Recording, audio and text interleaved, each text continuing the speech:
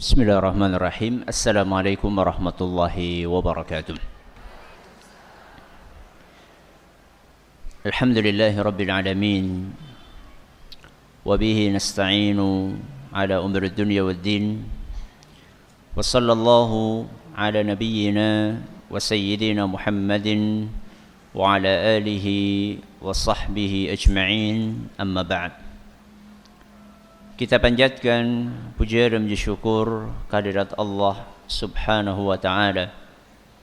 Pada kesempatan pagi menjelang siang yang berbahagia kali ini, kita masih kembali diberi kekuatan, kesehatan, hidayah serta taufik dari Allah Jalla wa Ala, sehingga kita bisa kembali menghadiri salah satu di antara taman-taman surga. Kita berharap semoga Allah Subhanahu wa taala berkenan untuk melimpahkan kepada kita semuanya ilmu yang bermanfaat, sehingga bisa kita amalkan sebagai bekal untuk menghadap kepada Allah Jalla wa Ala. Allahumma amin. Salawat dan salam semoga senantiasa tercurahkan kepada junjungan kita Nabi Agung Muhammad sallallahu alaihi wasallam, kepada keluarganya, sahabatnya dan umatnya yang setia mengikuti tuntunannya hingga di akhir nanti. Para hadirin dan hadirat sekalian yang kami hormati, dan juga para pemirsa dan pendengar yang mudah-mudahan senantiasa dirahmati oleh Allah Azza wa Jalla. Materi kajian kita pada pagi hari ini adalah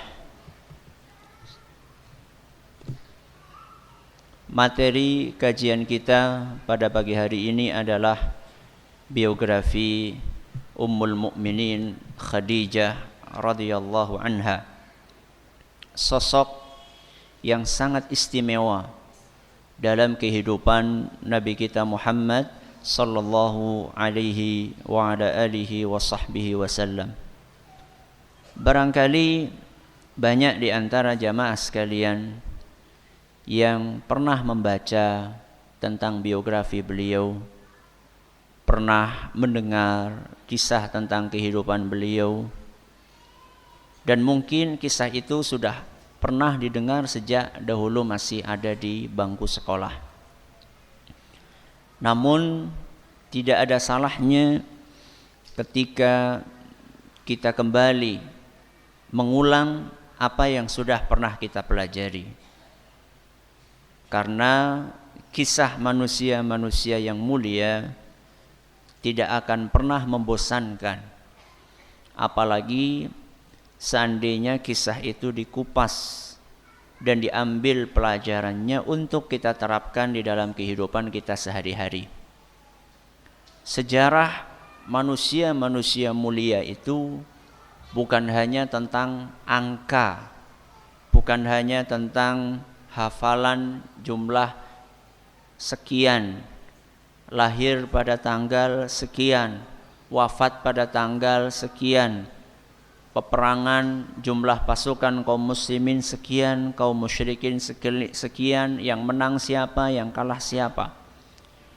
Belajar tentang kehidupan manusia-manusia yang mulia, yang lebih penting dari itu adalah mempelajari apa pelajaran yang bisa kita ambil untuk kita terapkan dalam kehidupan kita sehari-hari.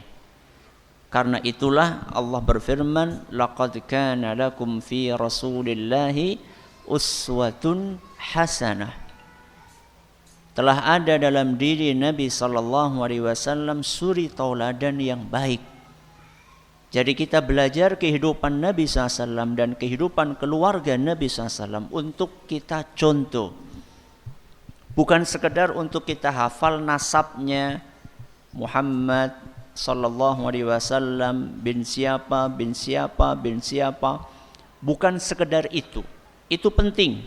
Akan tetapi yang lebih penting dari itu adalah apa yang bisa kita ambil dari kehidupan beliau, yang bisa kita praktekkan sebagai bekal hidup kita di dunia ini. Begitu pula istri-istri Nabi SAW, manusia-manusia suci, manusia-manusia yang terpuji akhlaknya, sangat layak untuk kita pelajari kehidupannya. dibandingkan kita mendengar gosip tentang artis kawin, cerai, rebutan, gono, gini. Hanya membuat hati menjadi sesek, hanya membuat hati menjadi galau, dan gak ada gunanya. Ini artis anu habis cerai nikah sama siapa lagi ya? Kira-kira nikahnya sama ini. Ayo kita bedaikan. Apa manfaatnya? Gak ada manfaatnya. Tapi kita pelajari kehidupan Nabi kita Muhammad SAW, kehidupan istri-istri beliau, ini yang akan melembutkan hati, yang akan membuat jalan kehidupan kita menjadi terang dengan izin Allah Subhanahu wa ta'ala. Kita awali dengan kehidupan istri beliau yang sangat beliau sayangi, yang tidak bisa digantikan posisinya oleh wanita manapun, yaitu Khadijah radhiyallahu anha. Seperti biasanya, ketika kita mempelajari biografi seseorang, maka kita akan pelajari terlebih dahulu nama dan nasabnya. Beliau Ummul Mukminin Khadijah. Ini nama beliau. Nama ayahnya adalah Khuwailid, sedangkan nama kakeknya adalah Asad. Berarti Khadijah binti Khuwailid terus bin Asad. Kita ulangi, siapa? Khadijah binti Khuwailid bin Asad. Ini sampai kakeknya. Kalau diteruskan, maka akan bertemu dengan nasab Nabi kita Muhammad sallallahu alaihi wasallam di kakek yang kelima. Kakek yang kelima namanya Qusay. Siapa? Qusay. Jadi Khadijah dengan Nabi SAW punya hubungan kekerabatan, ketemunya di kakek yang kelima. Dan ini menunjukkan bahwa nikah dengan orang yang masih punya hubungan kerabat itu bukan suatu masalah. Yang tidak boleh itu nikah dengan mahram. Ya. Yang tidak boleh nikah dengan mahram. Kalau hanya sekedar ada hubungan kekerabatan, ketemu di buyut, atasnya buyut apa? Canggah, tidak ada masalah. Apalagi atasnya canggah, nopo?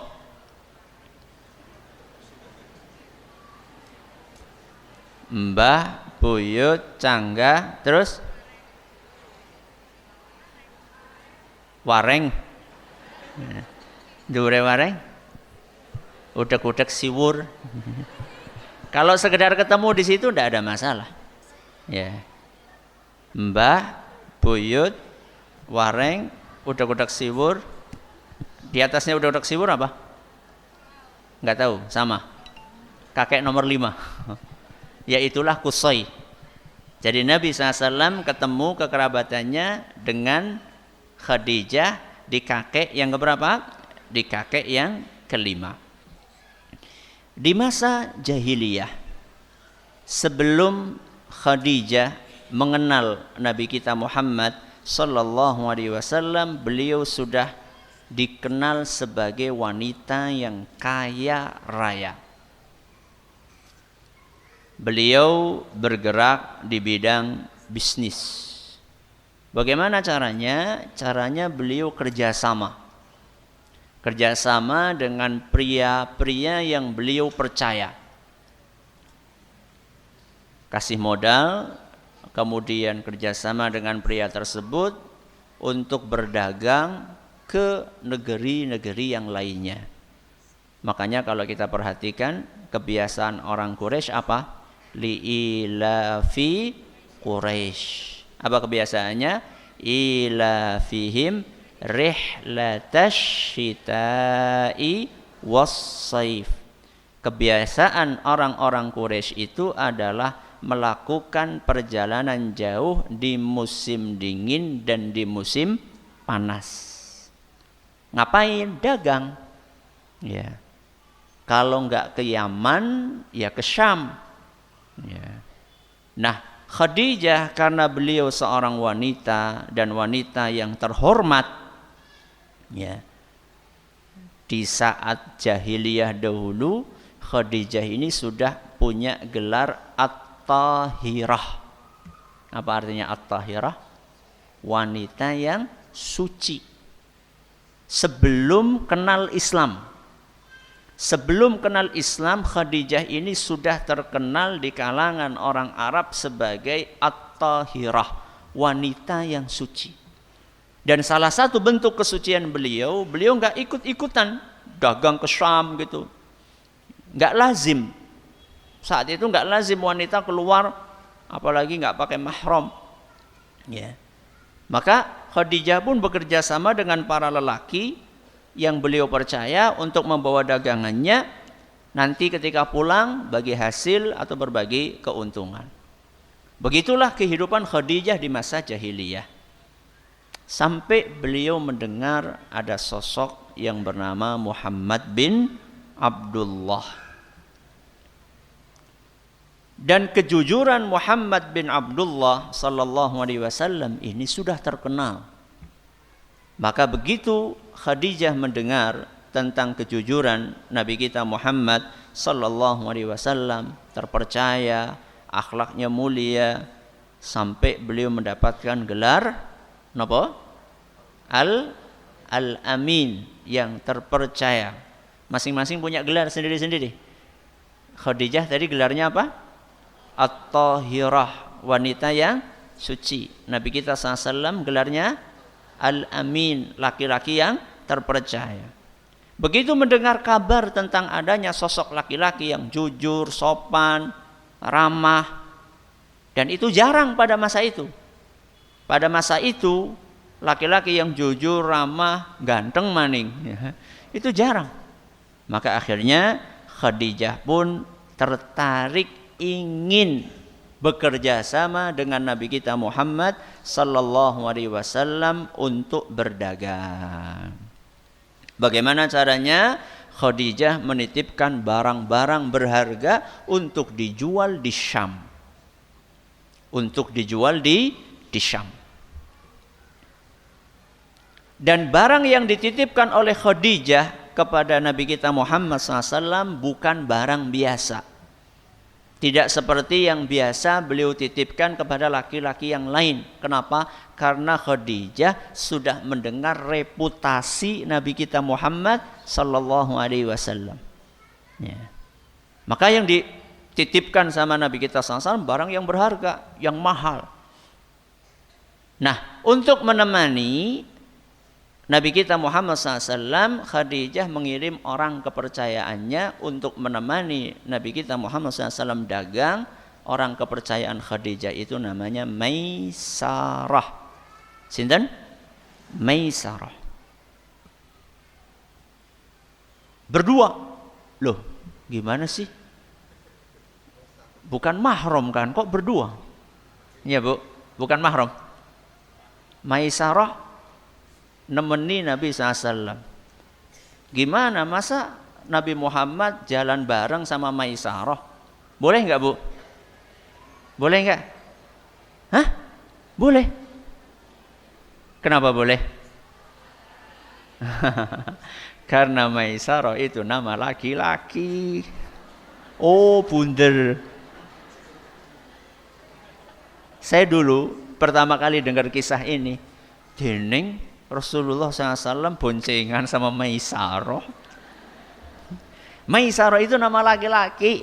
Di Indonesia saja dinamai Siti Maisarah. Nun sewu ya kalau ada yang namanya ngepasi ya. Maisarah itu nama laki-laki. Ya. Jadi Nabi SAW berangkat sama siapa?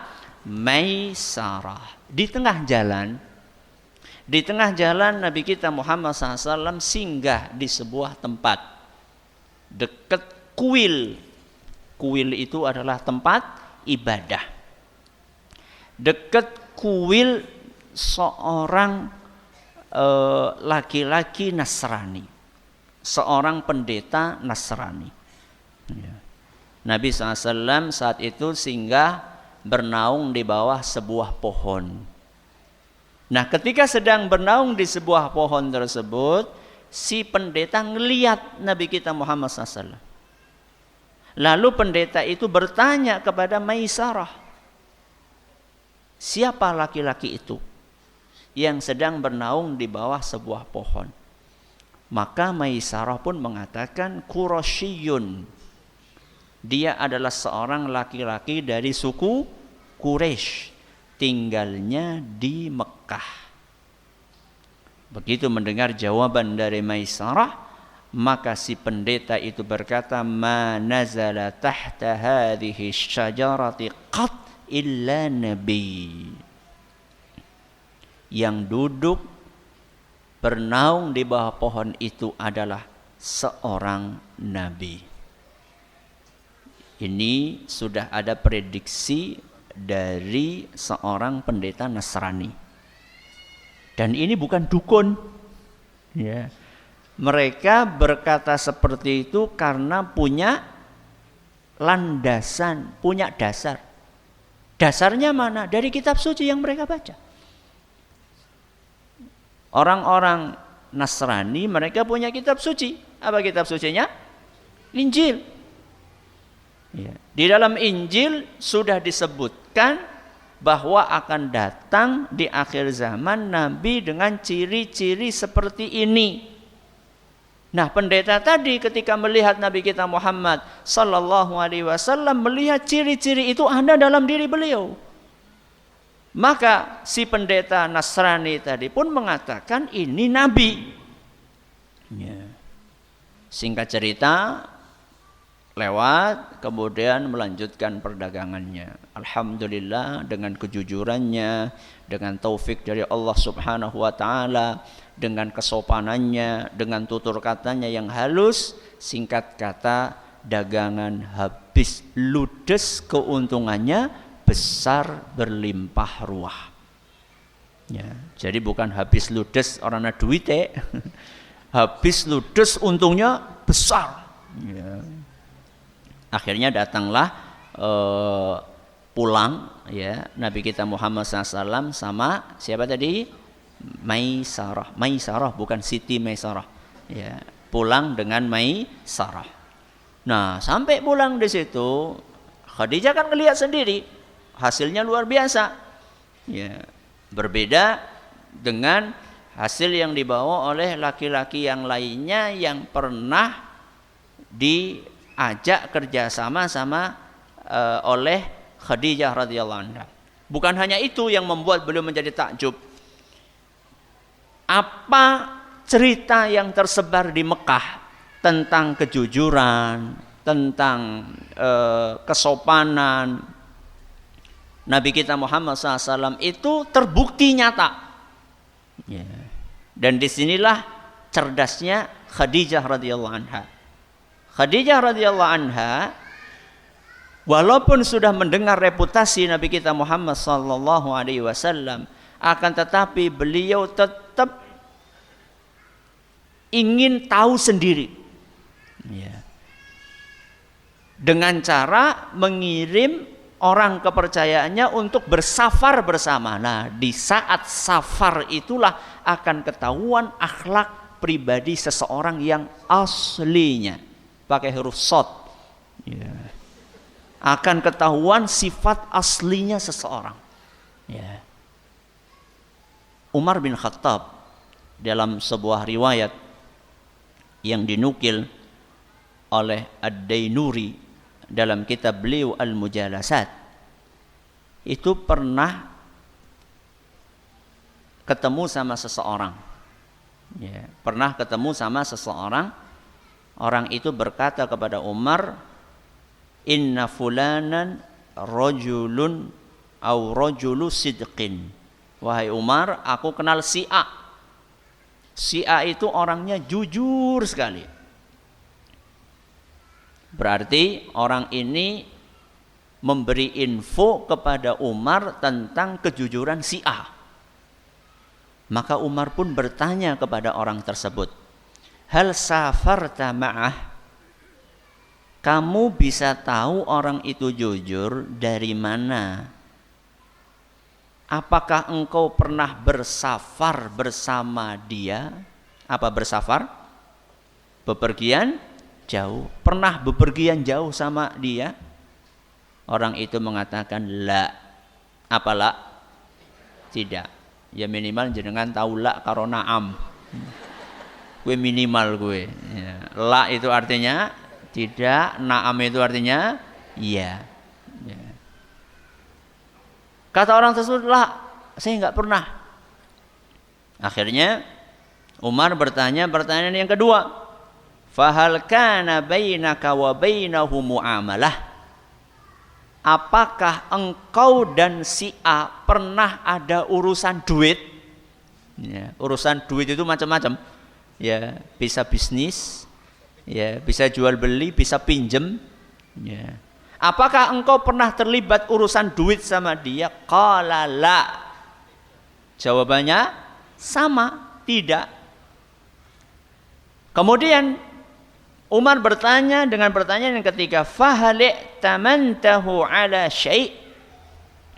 Apakah engkau pernah nitip sesuatu kepada dia? Ya. Entah itu nitip barang, entah itu nitip janji, entah itu nitip salam. Orang itu mengatakan la. Berarti 3 pertanyaan jawabannya semuanya nopo?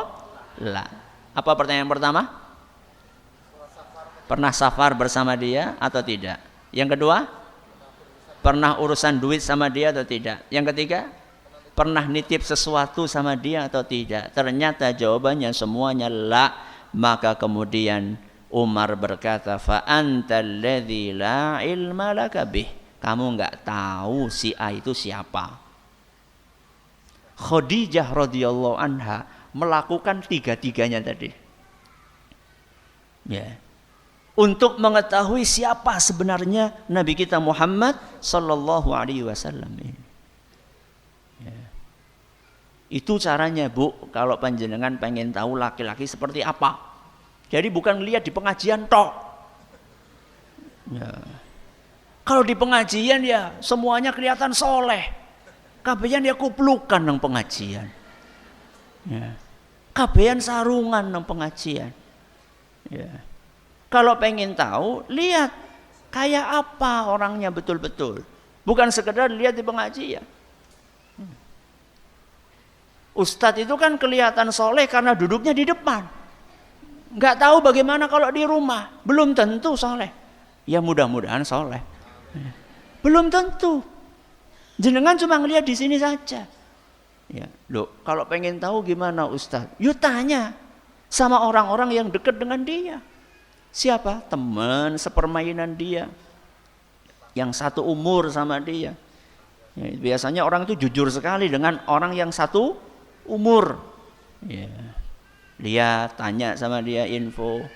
Kemudian lihat juga bagaimana sikap dia dengan orang tuanya. Ya. Apakah dengan orang tuanya menghormati, dengan ibunya bagaimana, dengan bapaknya bagaimana. Kemudian lihat bagaimana dengan Allah subhanahu wa ta'ala. Setia enggak sama Allah?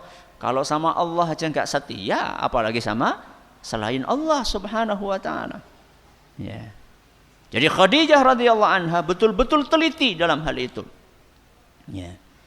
Setelah mendengar cerita yang Masya Allah yang disampaikan oleh Maisarah tentang Nabi kita Muhammad sallallahu alaihi wasallam, tambah yakinlah Khadijah dengan kejujuran Nabi kita Muhammad sallallahu alaihi wasallam, dan beliau ingin melangkah lebih lanjut lagi.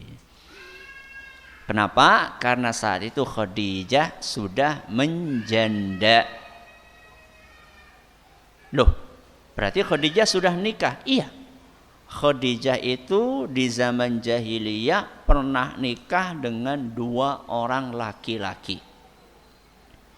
Dan kedua-duanya dalam buku sejarah disebutkan meninggal dunia. Yang pertama beliau nikah dengan seorang namanya Atiq. Sinten? Atiq al-Makhzumi. Siapa namanya? Atiq al-Makhzumi. Meninggal. Terus nikah lagi yang kedua dengan Abu Halah. Sinten? Abu Halah, dan meninggal lagi. Ya. Meninggalkan beberapa anak. Ya. Salah satunya meninggal anaknya sebelum besar, yang sisanya sampai masuk ke dalam ajaran Islam, sampai memeluk agama Islam. Jadi Khadijah begitu meninggal, dua orang suaminya, sinten yang pertama tadi? Atiq, yang kedua sinten? Abu Halah. Setelah dua-duanya meninggal ini, Khadijah memutuskan untuk tidak menikah terlebih dahulu. Walaupun banyak orang yang tertarik dengan Khadijah. Kenapa? Kaya, bangsawan, cantik. Bok wis pepek banget gue. Sugih, ayu, ningrat. Wah, isora kurang apa maning gue sudah. Banyak orang yang tertarik dengan Khadijah radhiyallahu anha. Akan tetapi Khadijah radhiyallahu anha tetap teguh menjaga kesucian beliau, menjaga kehormatan beliau. Makanya tidak salah seandainya beliau itu punya julukan apa tadi? At-Tahirah. Nah, ketika Khadijah tahu tentang kemuliaan akhlak Nabi kita Muhammad sallallahu alaihi wasallam, kejujurannya, ganteng juga Nabi kita Muhammad sallallahu alaihi wasallam, maka Khadijah pun sebagai seorang wanita tertarik.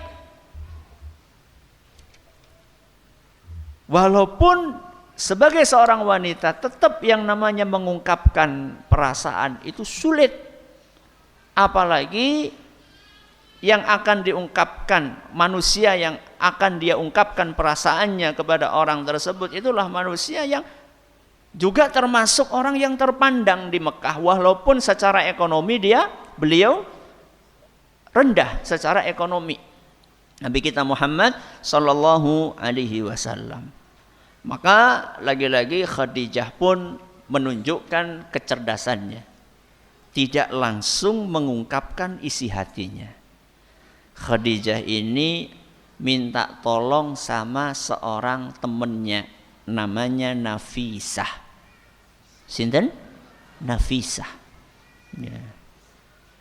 Kalau laki-laki Nafis, kalau perempuan apa? Nafisah. Nafisah itu artinya wanita yang mahal. Ya, wanita yang mahal. Kalau laki-laki Nafis artinya laki-laki yang mahal. Kirim Nafisah. Tugasnya apa? Tugasnya untuk menjajaki. Untuk menjajaki tentang mau tidaknya Nabi kita Muhammad SAW kalau nikah sama Khadijah. Ya, dan itu wajar sekali. Dan itu wajar sekali ketika seorang wanita minta tolong sama yang lainnya. Maka kemudian Nafisah pun mencari waktu yang pas untuk bicara dengan Nabi kita Muhammad sallallahu alaihi wasallam. Tentunya Nafisah enggak langsung to the point ketika menawarkan Khadijah radhiyallahu anha. Ya, namanya hal seperti itu kan perlu basa-basi. Ya, aja ujuk-ujuk kok gelem ora karo kae. Ya. Tanya dulu, wahai Muhammad, seandainya ada seorang wanita yang mulia, wanita yang terhormat, ingin menikah denganmu, apakah engkau mau? Ya. Maka Nabi kita Muhammad SAW mendapatkan prolog seperti itu. Beliau tanya, wanita itu siapa? Baru kemudian Nafisah mengatakan wanita itu adalah Khadijah binti siapa tadi? Khuwailid. Nah, begitu mendengar nama itu, maka Nabi kita Muhammad SAW pun juga tertarik. Tertarik bukan karena kekayaannya, tapi tertarik karena kesuciannya. Ya. Jadi Khadijah ini wanita yang suci. Walaupun secara usia itu terpaut cukup jauh. Saat itu Nabi kita SAW baru berumur berapa? 25 tahun, sedangkan Khadijah dalam kitab sejarah yang sering kita baca usianya berapa? 40 tahun. Dalam sebagian buku sejarah yang lainnya usianya 35 tahun. Ya, jadi antara 40 dengan berapa? 35 tahun. Tapi Khadijah ini di usia yang seperti itu, maaf ya, masih subur. Masih subur. Makanya nanti kita akan pelajari seluruh putra putri Nabi sallallahu alaihi wasallam itu lahir dari Khadijah kecuali satu. Coba Bapak ya Ibu sekalian, putra putri Nabi SAW jumlahnya berapa? Putra putri Nabi SAW jumlahnya berapa? Pinten? Berapa jumlahnya? 7. Laki-laki berapa, putri berapa?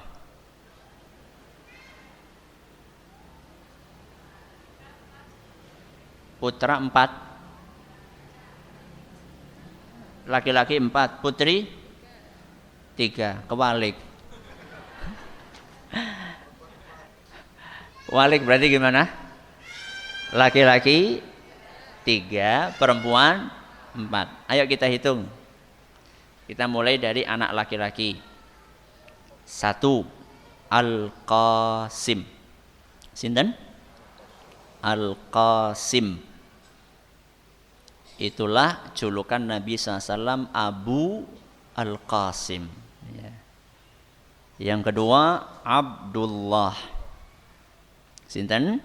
Abdullah. Yang ketiga, Ibrahim. Ini seluruh putra Nabi SAW. Berapa jumlahnya? 3. Coba diulangi. 1.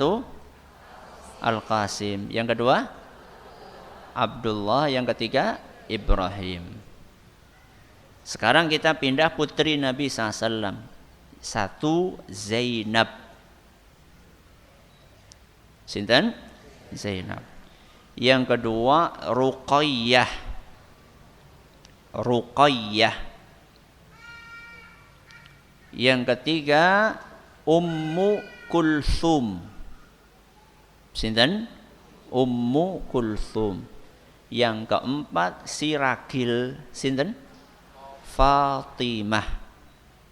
Coba diulangi. Putri Nabi siapa? 1, 2, 3, 4.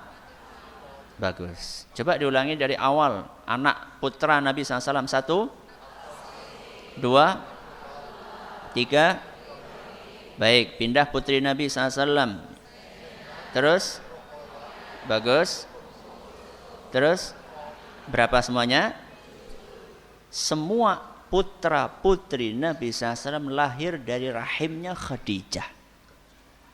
Kecuali satu. Sinten? Ibrahim. Ibrahim ini lahir dari rahimnya siapa? Maria. Lahir dari rahimnya Maria. Dan Rasulullah SAW sayang sekali sama Khadijah. Panjenengan bisa bayangkan, kalau kita pakai versi yang usia 40 tahun, dari usia 40 tahun sampai wafatnya Khadijah bisa punya anak berapa tadi? 6. Dikurangi siapa tadi? Ibrahim. Berarti usia 40 itu masih subur. Kalau sekarang usia 40 wis diwanti-wanti, bahaya ge. Kenapa? Kakek micin. Ya, kebanyakan zat pengawet, ya, pemanis, ya. Masya Allah. Maka Nabi SAW sayang sekali sama istrinya Khadijah radhiyallahu anha. Dan tambahan info, seluruh putra putri Nabi SAW wafat saat beliau masih hidup. Seluruh putra putri Nabi SAW wafat saat Nabi kita SAW masih hidup. Kecuali satu. Sinten? Fatimah. Fatimah itu wafatnya beberapa bulan setelah Rasulullah SAW wafat. Ya. Ini tambahan informasi. Singkat cerita, Nabi kita Muhammad SAW melamar Khadijah. Beliau datang beserta dengan paman-pamannya. Saat itu yang diminta untuk memberikan ungkapan lamaran itu adalah paman beliau, Abu Thalib. Sinten? Abu Thalib. Beliau menyampaikan di sini dalam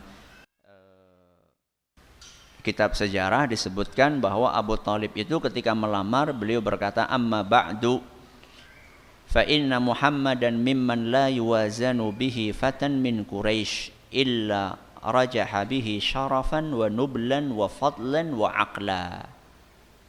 Sesungguhnya Muhammad ini tidak bisa dibandingkan dengan pemuda manapun dari suku Quraisy.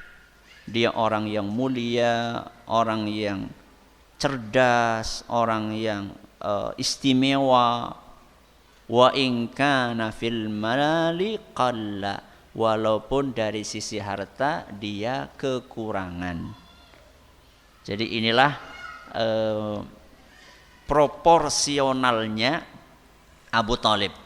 Jadi kalau jenengan itu mau menawarkan atau mau melamarkan itu nggak usah terlalu berlebih-lebih ya. Dia paling soleh, dia paling hafid, paling alim, paling kabian paling. Belum tentu. Secara proporsional saja. Abu Thalib cerita proporsional. Memang saat itu di suku Quraisy itu nggak ada yang semulia Nabi kita Muhammad SAW. Kalaupun punya kekurangan, kekurangannya cuma satu. Apa tadi? Termasuk menengah ke bawah dari sisi ekonomi. Tapi kata beliau, ini pintarnya Abu Thalib, fa innamal malu dhillun za'il wa 'ariyatun mustarja'ah. Walaupun secara ekonomi kurang, tapi ingat harta itu akan sirna dan itu sekedar titipan yang bakal diambil oleh pemiliknya. Jadi kalau Anda mau nolak dari alasan itu sudah ditutup pintunya. Sama siapa? Sama Abu Thalib. Kemudian baru dia berkata, walahu fi Khadijah binti Khuwailid raghbah walaha fihi mithlu dzalik. Sesungguhnya ponakan kami ini Muhammad ada mau sama Khadijah dan Khadijah juga ada mau sama Muhammad. Priwe deal. Nah, kuwi bahasane dewek lho. Ya. Akhirnya nikahlah ya. Dan disebutkan bahwa mahar Nabi kita Muhammad sallallahu alaihi wasallam saat itu adalah 500 dirham. Itu bukan mahar yang besar ya, bukan mahar yang besar. Karena sesuai dengan kemampuan. Khadijah menerima dengan lapang dada. Ya. Tidak ada protes sama sekali karena dari awal memang Khadijah itu nikah sama Nabi kita Muhammad SAW bukan tujuannya mencari harta. Kalau tujuannya mencari harta, banyak bangsawan-bangsawan Quraisy yang ngantri, ya, pengen nikah sama Khadijah radhiyallahu anha. Tapi Khadijah bukan nyari itu, ya. Maka nggak masalah. Nah, ketika proses walimah tersebut, rumahnya Khadijah dibuka, open house. Buat orang-orang miskin, anak-anak yatim, kaum fakir makan semuanya. Masya Allah, itu ya Pak Bung ya. Jadi kalau mau ngundang pas nikahan itu undanglah orang-orang fakir. Ya, berarti rolling ngundang wong suki ya olih. Tapi jangan cuma orang kaya. Kalau panjenengan pas nikah itu cuma ngundang orang kaya, maka walimah jenengan itu menjadi syarru walimah. Menjadi walimah terjelek. Syarrut ta'ami ta'amul walimah. Kata Nabi SAW, makanan yang terburuk adalah makanan yang disajikan di walimah. Masya Allah Ustaz, padahal enak-enak loh Ustaz. Nabi SAW katakan syarrut ta'am, Makanan yang terburuk adalah makanan yang disajikan di walimah. Berarti besok kalau diundang walimah makan nggak Bu? Makan nggak Bu? Kesempatan Ustadz perbaikan gizi. Kapan maning? Dilanjutkan sama Nabi SAW. Karena biasanya dalam walimah itu yang diundang orang-orang yang tidak terlalu butuh dengan makanan itu, sedangkan orang yang butuh tidak diundang, alias yang diundang rata-rata yang kaya, yang miskin tidak. Berarti kalau misalnya yang diundang itu semuanya yang kaya, yang miskin juga diundang, bahkan prioritasnya buat orang miskin, kira-kira akan menjadi makanan terburuk atau tidak? Buruk atau tidak? Tidak. Karena buruknya makanan di walimah itu gara-gara pilih-pilih yang undang, cuma pilih-pilih yang diundang hanya orang kaya saja. Itu yang membuat rata-rata makanan walimah menjadi makanan yang buruk. Ya. Makanan yang tidak berkah. Kenapa sih ya orang-orang kok rata-rata kalau walimah itu yang dipilih, yang diundang itu orang-orang kaya? Kenapa Bu? Kenapa Bu? Ben balik modal. Modalnya akeh masalahnya. Ya yang nyuruh supaya besar-besaran siapa? Ya, walimah itu kan ya yang penting bisa kasih makan semampunya buat orang-orang yang butuh makanan tersebut. Jadi niatnya itu bukan untuk bisnis balik modal. Ya. Nah, ketika sedang rame-rame seperti itu, datang ke walimah tersebut Halimah. Siapa coba Halimah? Siapa Halimah? Halimah itu ibu susuannya Nabi kita Muhammad sallallahu alaihi wasallam, datang dari kampung walimah. Ya. Datang dari kampung ingin menyaksikan anak susuannya ini menikah. Wah, disambut oleh Nabi kita Muhammad sallallahu alaihi wasallam, oleh Khadijah radhiyallahu anha. Nah, ketika pulang itu dibawain 40 ekor kambing. Wah, mantap, Mbok. Ya, Masya Allah. Ya. Selesailah pernikahan itu. Kemudian mereka berumah tangga, satu persatu anak dari Khadijah dan Nabi kita SAW lahir. Berapa tadi jumlahnya, Pak, Bu? Ada 6. Nah, itu masa sebelum datang kenabian, menjelang usia 40 tahun. Berarti dari usia 25 sampai berapa tadi? 40 tahun. Pinten tahun itu? 15 tahun. Ya. Menjelang usia 40 tahun, Nabi kita sallallahu alaihi wasallam punya kebiasaan menyendiri. Punya kebiasaan apa?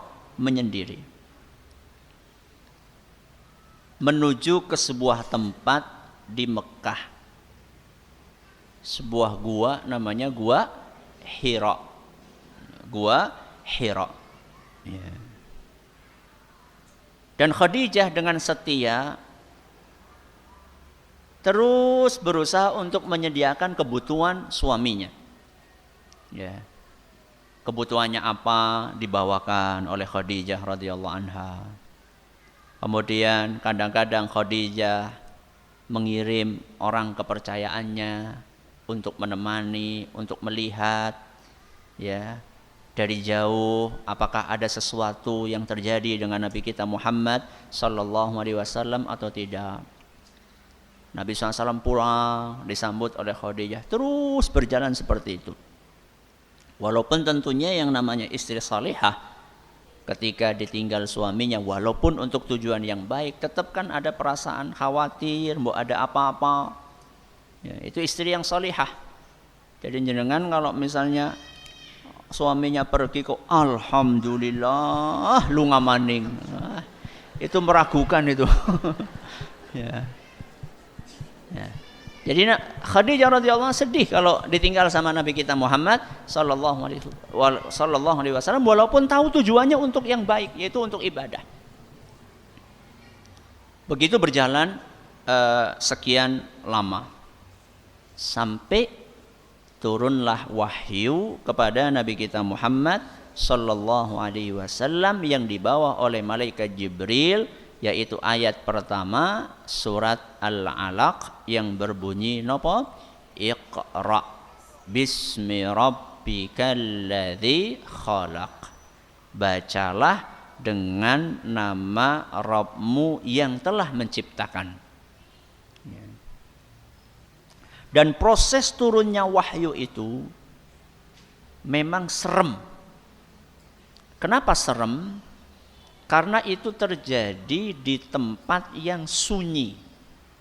Panjenengan kalau pernah haji atau pernah umroh, mungkin ada city tour, ya, keliling-keliling kota Mekah, mungkin oleh guide-nya itu dikasih tahu tuh gua Hira tuh di sana. Tempatnya itu manjat, ya.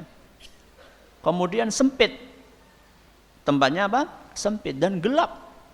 Ya, tempatnya gelap. Sehingga dalam kegelapan itu ujuk-ujuk ada suara. Coba bayangkan. Ya. Itu tempatnya gelap, nggak ada orang. Lu penjenengan sedang jalan aja di jalan. Ya, tahu-tahu ada kira-kira jenengan nengok apa tidak? Tambah banter. Apa mana pinggir kuburan? Melayu. Ya, ada dua kemungkinan, Melayu apa orang bisa Melayu malah. Ya, semaput sih.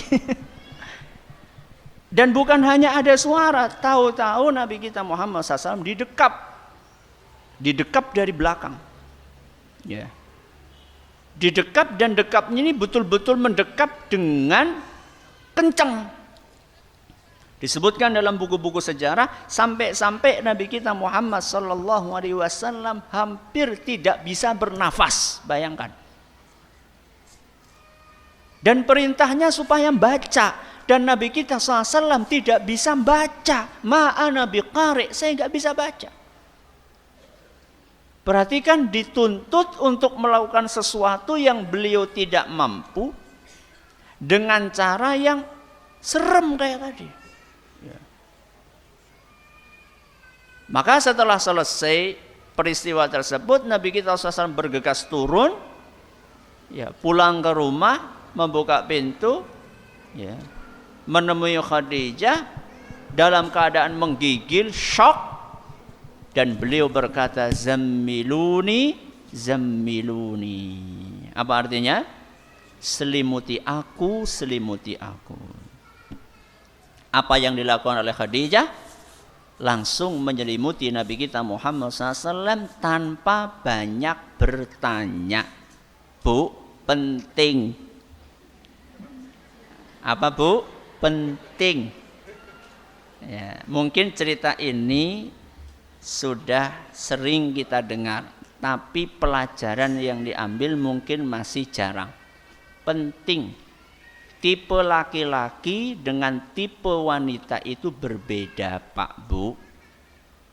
Laki-laki itu lebih sering mengedepankan logika, berpikir taktis, ya, mencari solusi. Kalau perempuan relatif mengedepankan nopo? Perasaan. Ini bedanya di sini.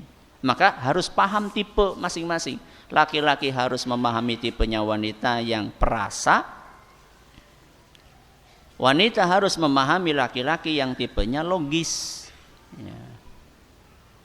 Maka Khadijah radhiyallahu anha paham betul kondisi itu. Ya.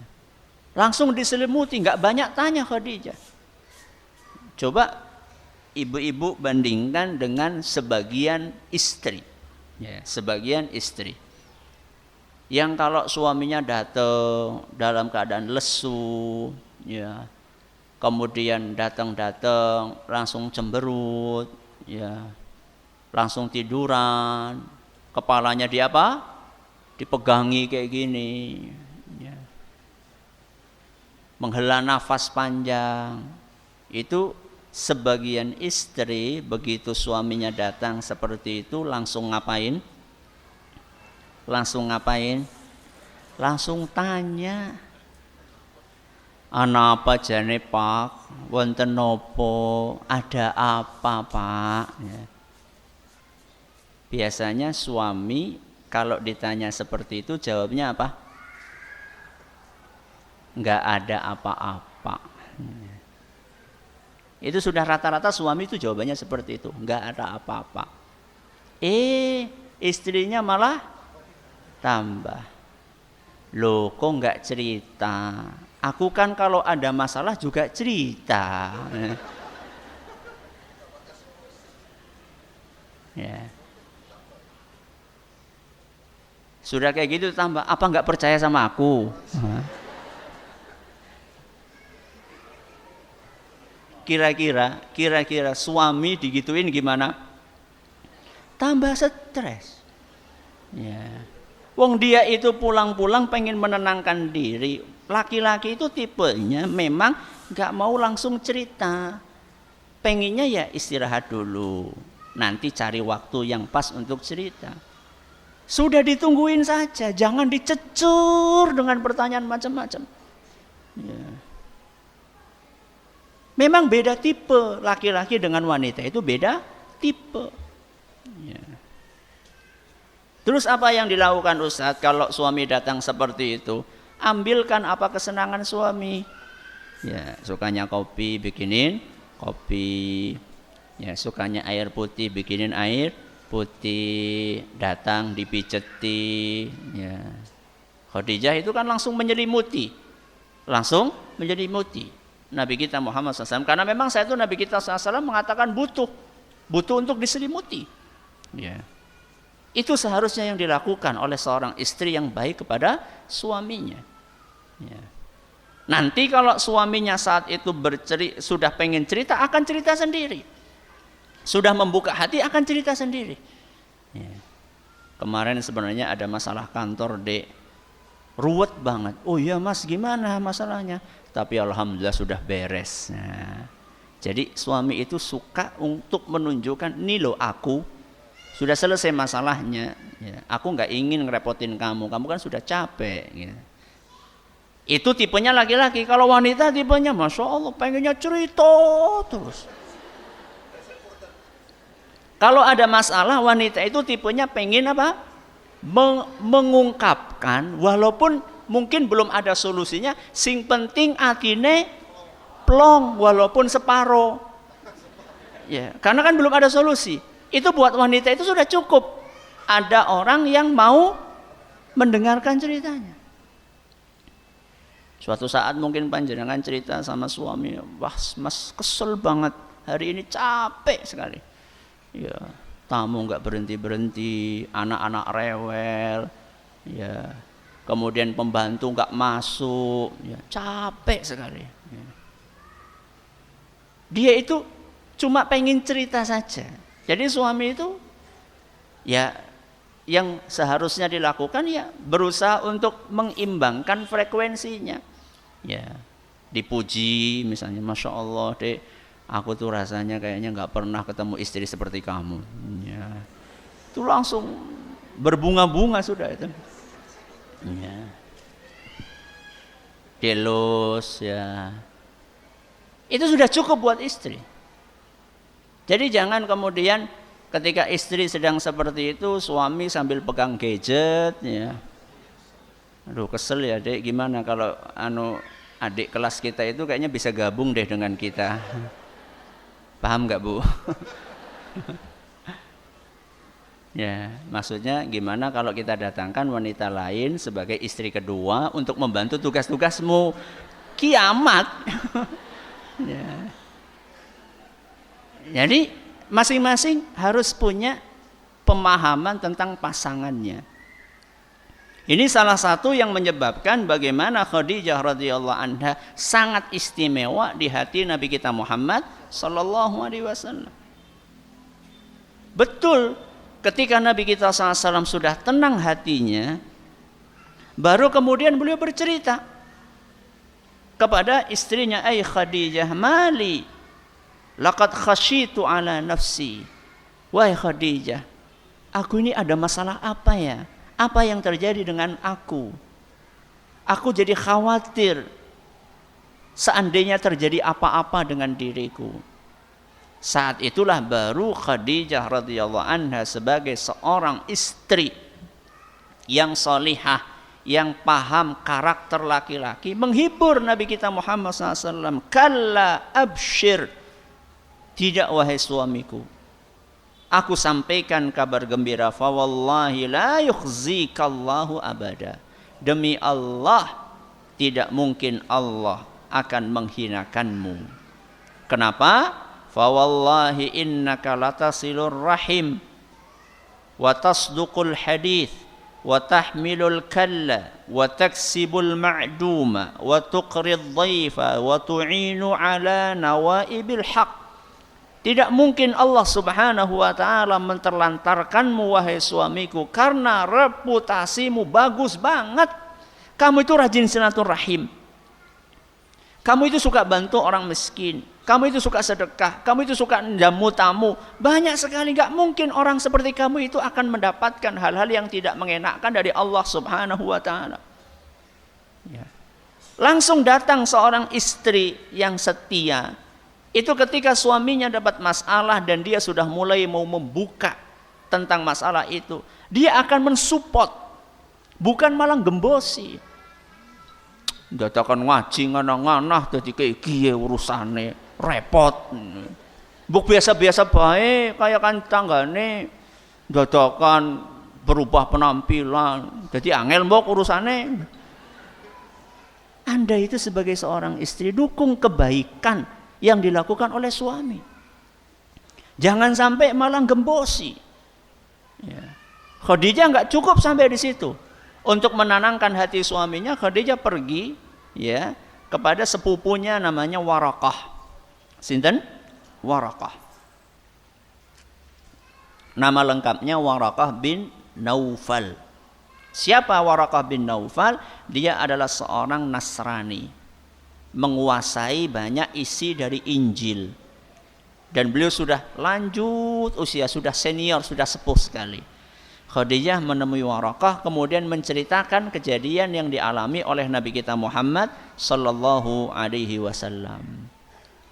Maka begitu mendengarkan cerita dari Khadijah, sepupunya itu, langsung Waraqah memastikan bahwa suamimu adalah nabi, yang datang menemuinya adalah sama seperti yang datang menemui Nabi Isa, Nabi Musa alaihi wassalam, alias yang mendatanginya adalah malaikat Jibril.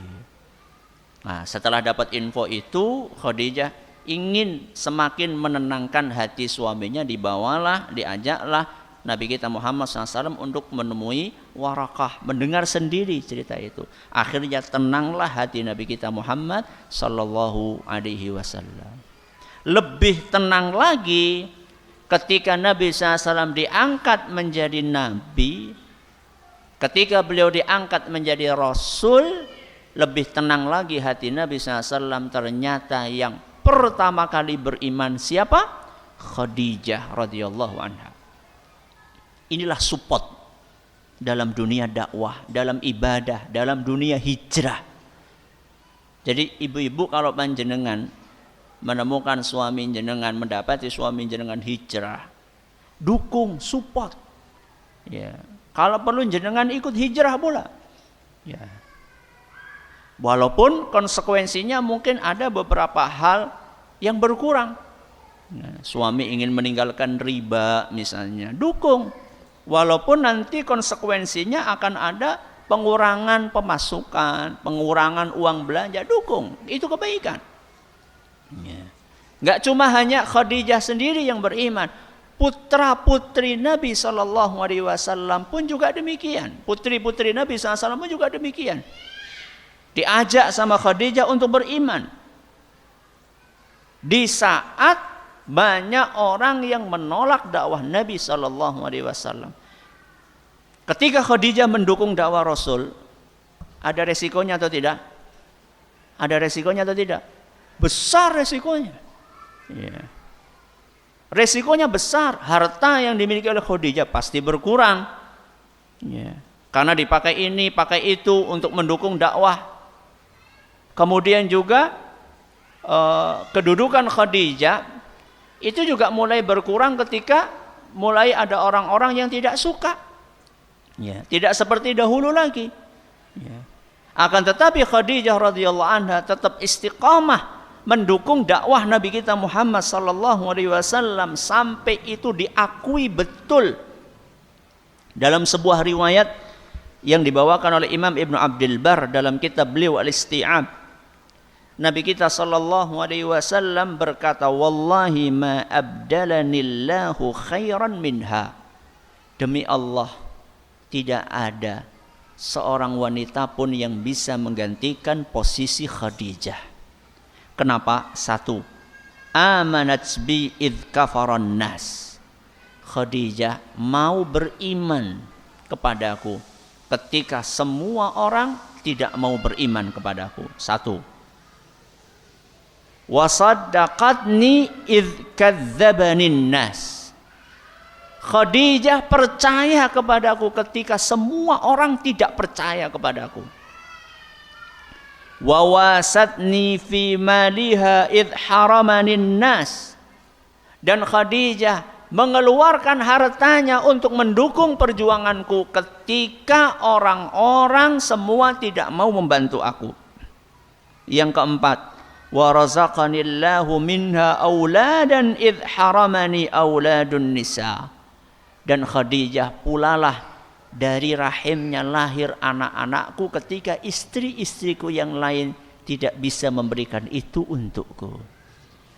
Ini yang membuat Nabi kita sallallahu alaihi wasallam tidak bisa melupakan Khadijah sekalipun Khadijah itu sudah tidak ada.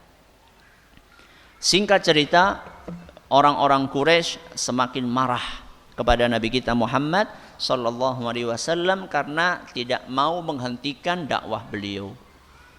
Terjadilah peristiwa yang disebutkan oleh para ahli sejarah dengan pemboikotan total Nabi kita SAW dan Bani Hashim.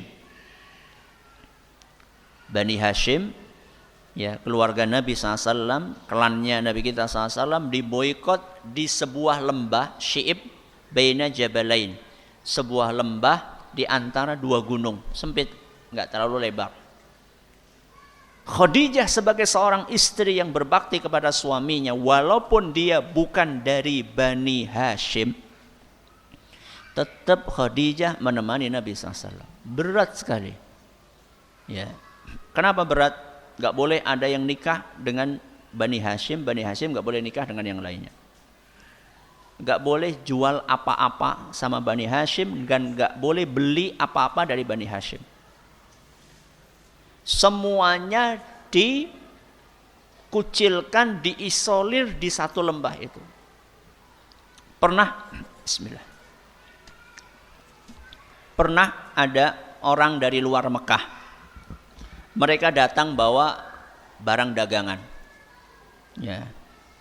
Salah satu di antara yang diboikot itu pergi ke pasar, ingin cari makanan sekedar untuk makan anak-anak mereka yang kelaparan karena ASI ibunya sudah tidak ngalir lagi, karena ibunya juga kelaparan. Akhirnya dia pun dengan harta yang tersisa berangkat ke pasar, ketemu sama pedagang asing itu. Begitu kelihatan sama Abu Lahab, langsung pedagang itu didatangi dan dikatakan sama Abu Lahab, jangan jual sama orang ini, aku akan beli dengan harga yang berlipat-lipat. Langsung digituin. Ya, pedagang tadi jelas milih Abu Lahab karena duitnya lebih banyak. Akhirnya orang itu pulang dengan tangan kosong. Diceritakan peristiwa itu selama 3 tahun, bayangkan. 3 tahun beratapkan langit, beralaskan bumi. Ya. Kalau malam-malam itu kedengaran suara tangis anak-anak kecil yang pada kelaparan. Saking gak ada yang dimakan itu cuma daun-daun pohon. Daun-daun yang berguguran itu yang mereka makan. Ya. Kadang-kadang kulit pohon dicopot gitu, itu yang dimakan. Bahkan dalam beberapa buku sejarah disebutkan sampai mereka itu makan sandal. Sandal yang terbuat dari kulitnya itu direbus. Ya, supaya ada bau-bau sedikit, bau-bau daging. Sampai segitunya. Khadijah tetap setia untuk menemani Nabi kita Muhammad sallallahu alaihi wasallam. Sampai kemudian Allah menakdirkan perjanjian itu dimakan apa? Rayap. Ya, itu kan perjanjian itu, ya, pemboikat itu kan ditulis sama orang-orang Quraisy kemudian ditempelkan di pintu Ka'bah. Sampai kemudian dimakan oleh rayap, Allah menakdirkan itu, akhirnya digugurkanlah perjanjian tersebut. Setelah lewat 3 tahun, baru kemudian Bani Hashim bisa kembali ke rumah masing-masing.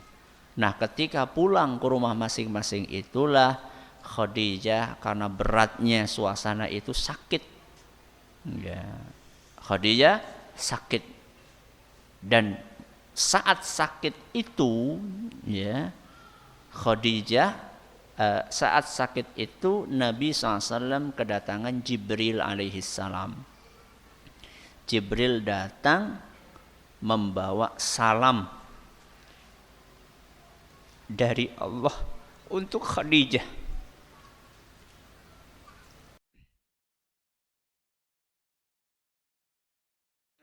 Dalam Sahih Bukhari disebutkan oleh Abu Hurairah radhiyallahu anhu, ata Jibrilu an-nabiyya sallallahu alaihi wasallam faqala. Jibril datang menemui Nabi sallallahu alaihi wasallam sambil berkata, "Ya Rasulullah, wahai Rasulullah, hadhihi Khadijah qad atat ma'aha ina'un fihi idamun aw ta'amun aw syarab." Wahai Rasul, ini Khadijah datang. Dia membawa nampan, ada lauk, ada makanan, ada minuman.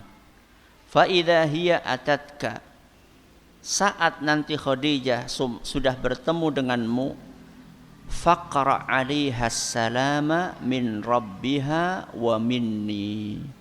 Sampaikan kepada Khadijah ada salam dari Allah Subhanahu wa taala. Dan ada salam dariku, dari malaikat Jibril. Wa basyirha, sampaikan kabar gembira kepada Khadijah, bi baitin fil jannati min qasab. Sampaikan kepada dia bahwa dia telah memiliki rumah di surga yang terbuat dari emas. Hadis sahih riwayat Bukhari. Tidak lama kemudian Khadijah radhiyallahu anha meninggal dunia di usia 65 tahun. Beliau sallallahu alaihi wasallam sendiri yang turun memakamkan jenazah istrinya yang mulia, dengan tangan beliau yang mulia dimasukkan oleh beliau ke liang lahatnya. Dan wafatnya Khadijah itu bersamaan, berdekatan dengan wafatnya paman Nabi SAW Abu Thalib. Dua orang yang sangat mendukung perjuangan Nabi kita Muhammad sallallahu alaihi wasallam. Dalam waktu yang berdekatan dua orang itu wafat, sehingga diistilahkan oleh para ahli sejarah tahun itu sebagai tahun bela sungkawa. Tentunya berbicara tentang Khadijah itu panjang sekali. Ya, dan para ulama kita dari dulu sudah menulis buku tentang menulis tulisan sejarahnya Khadijah radhiyallahu anha. Apa yang kita sampaikan tadi cuma ringkas saja. Mudah-mudahan yang ringkas tadi bisa menginspirasi kita untuk menjadi hamba yang lebih baik lagi, untuk ibu-ibu menjadi ibu yang lebih baik lagi, untuk istri menjadi istri yang lebih baik lagi. Mudah-mudahan Allah berkahi majelis kita ini. Wallahu a'lamu bissawab. Ada pertanyaan?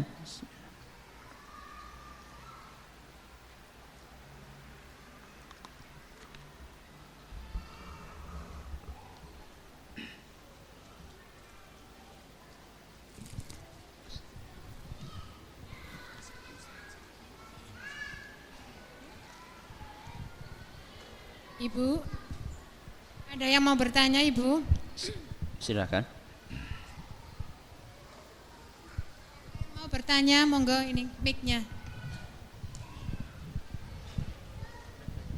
Assalamualaikum warahmatullahi wabarakatuh. Waalaikumsalam warahmatullahi wabarakatuh.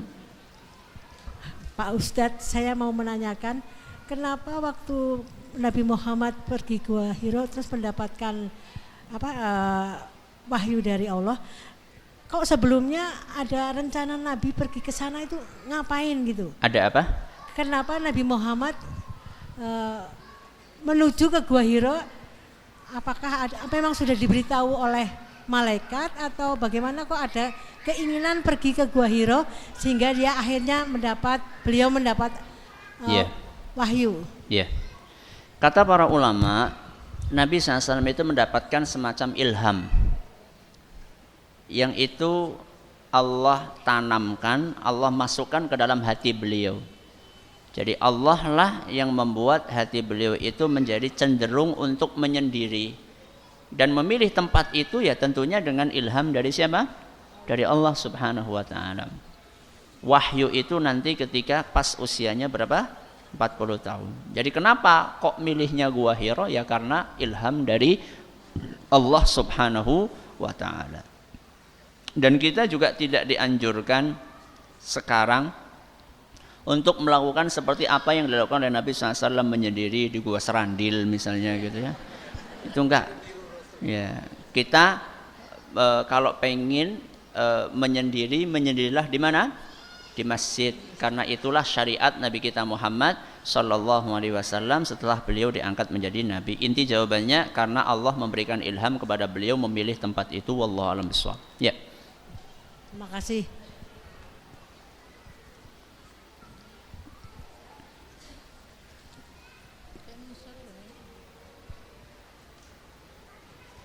Silahkan yang lain.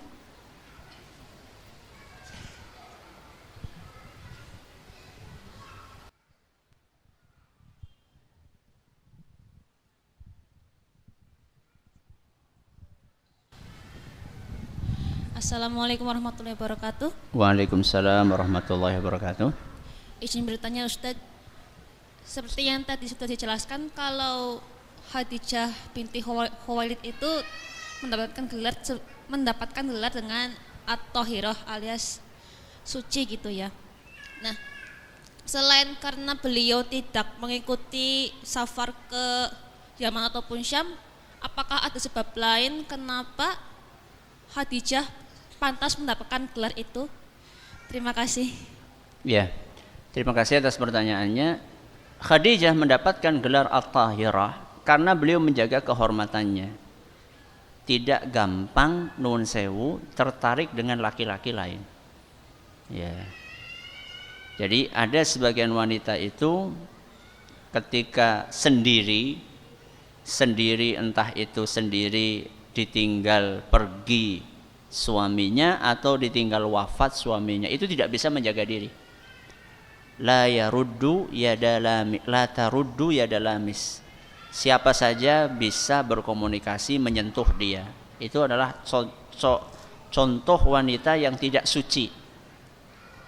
Gampang-gampang komunikasi dengan lawan jenis walaupun lewat media sosial, apalagi sampai video call, itu menunjukkan kekurang sucian wanita tersebut, apalagi seandainya itu dengan lawan jenis yang bukan apa-apanya, bukan mahramnya, tanpa ada keperluan apa-apa. Nah, Khadijah radhiyallahu anha ini termasuk wanita yang sangat membatasi interaksi dengan lawan jenis kecuali dalam kondisi-kondisi yang memang harus. Contohnya tadi ketika akan bisnis kan mau tidak mau harus ketemu, itu tidak ada masalah, dan itu pun juga seperlunya. Ya, itu pun seperlunya. Dan ini pelajaran buat para ibu-ibu ya, para akhwat, para ummahat, ibu-ibu, kalau konsultasi dengan ustadz itu to the point. Ya, nggak perlu terlalu banyak muqaddimahnya. Nah, termasuk ketika SMS. Ya. Contoh misalnya, SMS itu kalau tanya ya ustadz gitu saja. Ustadz saya mau tanya gini, langsung. Nggak perlu ustadz. Nah, aneh dawa apa? Nggak perlu. Ya. Terus nggak perlu pakai apa itu namanya? Namanya apa itu? Emotik. Ya, nggak perlu pakai emotik berbinar-binar. Warnanya pink itu nggak perlu. Ya, nggak usah. Ustadz juga manusia. Ya, jadi nggak perlu yang gitu-gitu. Ya. Guru kami Syekh Ibrahim bin Amir Ar-Ruhaili hafizahullah, itu kalau ada akhwat, ini cerita beliau, kalau ada akhwat atau ummahat konsultasi sama beliau, begitu assalamualaikum, waalaikumsalam, tafadholi, silahkan, langsung gitu. Jadi kadang-kadang kan suka gimana kabarnya Syekh, sehat, gimana anak-anak, itu nggak usah itu. Ya, wah Ustadz kok nggak sopan? Sopan. Ya, kita menganggap itu sopan, itu dalam rangka untuk menghindari fitnah, dalam rangka untuk menghindari fitnah. Ya buat ustadznya, ya buat si penanya. Jadi intinya Khadijah radhiyallahu anha mendapatkan gelar At-Tahirah karena beliau sangat menjaga interaksi dengan lawan jenis, walaupun saat itu beliau sudah menjanda. Nah,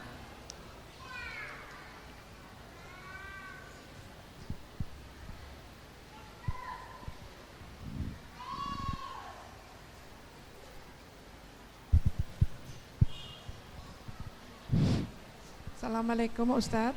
Waalaikumsalam warahmatullahi wabarakatuh. Sepeninggalnya Siti Khadijah, doa apakah yang disampaikan Allah untuk beliau? Gimana? Sepeninggalnya Siti Khadijah, istri Nabi, doa apakah yang dipanjatkan sama Allah kepada doa apa? Doa Nabi ya, doa untuk doa Nabi kepada Allah untuk istri tercintanya Siti Khadijah. Ya. Apa doa Nabi SAW yang dipanjatkan untuk Khadijah gitu ya? Sepeninggalnya Khadijah radhiyallahu anha. Iya. Saya belum tahu tentang doa khusus Nabi kita Muhammad SAW untuk Khadijah. Itu semata-mata karena keterbatasan pengetahuan kami, ilmu kami yang terbatas sehingga belum tahu. Coba nanti saya akan carikan, siapa tahu ada doa khusus yang dipanjatkan oleh Nabi SAW untuk istrinya Khadijah. Wallahu a'lam bishawab. Kemudian Ustadz bisa satu lagi. Silakan. Doa apakah seandainya seorang wanita ditinggal suaminya, apakah ada doa khusus untuk suami yang telah meninggal? Apakah ada doa khusus? Setahu kami doanya umum ya. Allahumma ighfir lahu warhamhu wa'afihi wa'fu anhu wa akrim nuzulahu wa wassi mudkhalahu waqsilhu bil ma'i wal thalji wal barad wa naqihi minal khataya kama yunaqqa thawbul abyadu minad dana. Setahu kami doanya umum seperti itu. Wallahu a'lam bishawab. Ini ada pertanyaan tertulis tapi ini masalah pribadi dan agak detil ya. Kayaknya kurang bijaksana kalau dijawab di forum umum seperti ini. Mungkin bisa dengan cara yang tidak di depan umum seperti ini. Wallahu a'lam bishawab. Ini juga ada lagi Ustadz. Silakan. Pertanyaan tapi tidak sesuai dengan judul pada pagi hari ini. Bisa tidak Ustadz? Monggo. Ya. Ini saya bacakan. Saya sering ikut kegiatan sosial Ustadz. Pernah suatu ketika saya ikut kegiatan sosial, Masya Allah saya menganggap kegiatan itu sukses dan bermanfaat, termasuk syiar. Masalahnya banyak untuk umat, namun saat itu saya kena cemberut suami. Alhamdulillah tidak sampai murka. Apakah yang saya lakukan Allah terima atau bahkan dosa bagi saya? Alasannya perhatian ke anak dan suami jadi berkurang. Wassalamualaikum warahmatullahi wabarakatuh. Waalaikumsalam warahmatullahi wabarakatuh. Pertama, kalau pertanyaannya apakah Allah menerima, saya tidak tahu. Ya, karena yang tahu itu cuma Allah Subhanahu wa taala. Tapi kita harus tahu tugas kita apa. Tugas kita apa? Istri tugasnya apa? Suami tugasnya apa? Tugas utamanya apa? Tahu kita semua, istri itu tugas utamanya adalah melayani suami. Itu tugas utamanya. Nabi SAW menyebutkan, idza shallatil mar'atu khamsaha wa shamat syahraha wa ata'at ba'daha wa hafizat farjaha qila laha udkhulil jannah min ayyi abwabiha syi'ti.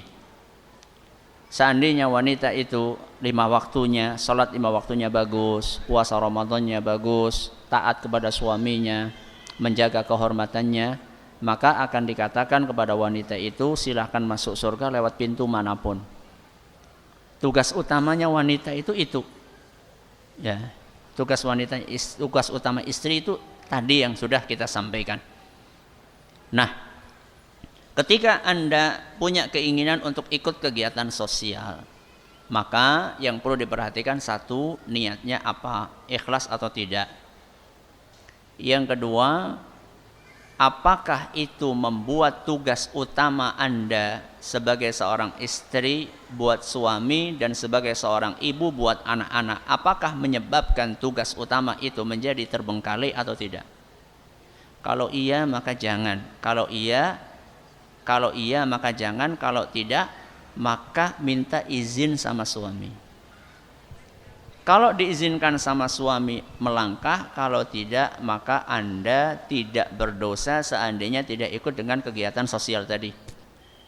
Karena kegiatan sosial tadi mungkin hukumnya sunnah, sedangkan tugas Anda di rumah itu hukumnya wajib. Maka seandainya itu sudah terjadi, minta maaflah kepada suami, kemudian dijelaskan duduk permasalahannya.